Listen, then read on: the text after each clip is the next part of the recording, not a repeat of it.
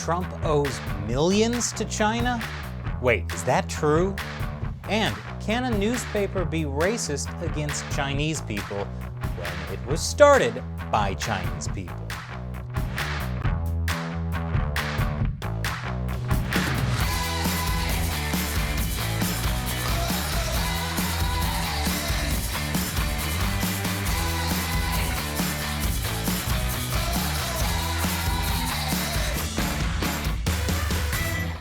Welcome back to America Uncovered. I'm Chris Chappell. Welcome to our new segment called Wait, is that true? I was reading the news last week when I saw this blockbuster headline. Trump owes tens of millions of dollars to the Bank of China and the loan is due soon. It was so explosive that media after media copied the Politico story with headlines like, Trump is personally indebted to China's state-run bank. Wow. What a huge conflict of interest for the president to owe money to a Chinese state-run bank. And then I started thinking, wait, is that true? How come I haven't heard anything about this before? It turns out reliable media aren't always reliable. Now, to be clear, it's not my intention to take sides on partisan issues. I'm interested in accuracy. Wait, what's that, Shelley? Okay, we're all interested in accuracy. So here's our first piece. Last Friday, Politico released that article claiming U.S. President Trump owes tens of millions of dollars to the state-run Bank of China. The article implies that the Chinese government has financial leverage over Trump, and that Trump is a hypocrite for claiming that Biden would be a gift to the communist country and America's chief economic rival. You see, the Trump Organization owned a 30% stake in a building in Manhattan, 1290 Avenue of the Americas. Back in 2012, Bank of China was part of a group of banks that gave the building a commercial loan. Bank of China's share was more than $200 million. The loan is due in 2022. Case closed, right? It turns out, no.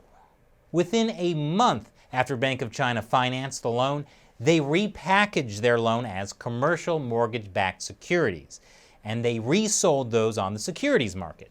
This is a common thing that happens in the financial industry.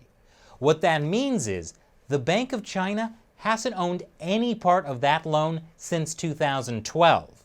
In fact, this was even reported accurately at the time in the Wall Street Journal. It was a big deal because it was the first time that a Chinese bank had been involved in this kind of securitization deal. So how did Politico respond to their recent article being not true? They quietly changed the article headline from Trump owes tens of millions of dollars to the Bank of China and the loan is due soon to the much less newsworthy Trump owed tens of millions to Bank of China. Not quite as much of a gotcha moment. And the biggest problem is, Politico quietly changed the original article without issuing a correction at first.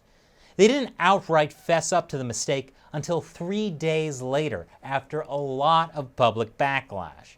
That's when they finally printed this article saying, hey, my bad. It turns out that their main mistake was not asking the Bank of China for a statement before publishing the article. Oops. I had loads of friends sharing the story on social media about how the President of the United States is in the pocket of China. The correction didn't make as much of a splash.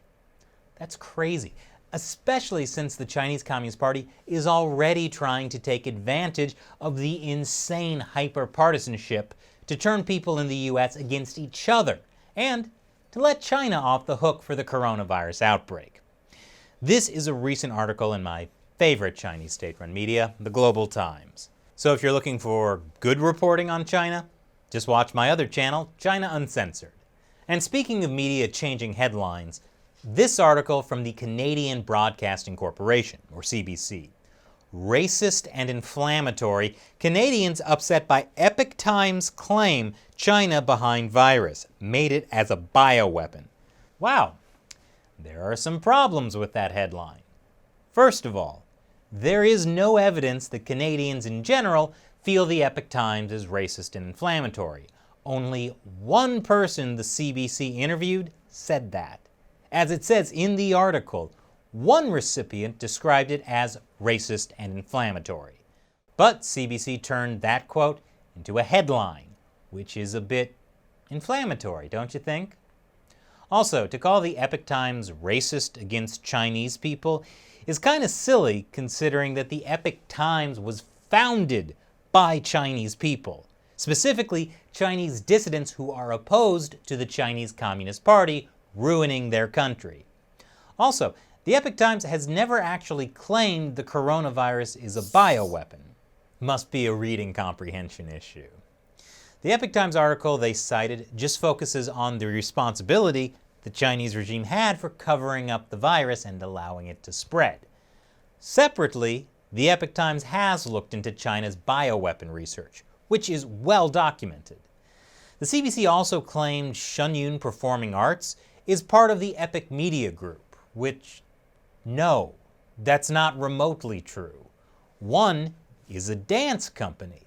The other is a newspaper. Sure, they were both started by people who practice Falun Gong, but that's like saying that all businesses started by Episcopalians are part of one giant Episcopalian company. After a pretty big backlash from readers and other Canadian journalists, CBC did what a reliable newspaper ought to do. They quietly changed their headline and added a small correction at the bottom, which only addresses one of their many errors. So did the CBC mess up by not asking the Epoch Times for a statement before they printed their article? Not quite. According to the Epoch Times, they did contact their Canadian publisher, Cindy Gu. But Gu says that the CBC story intentionally excludes crucial information we provided to CBC prior to the publication of its article.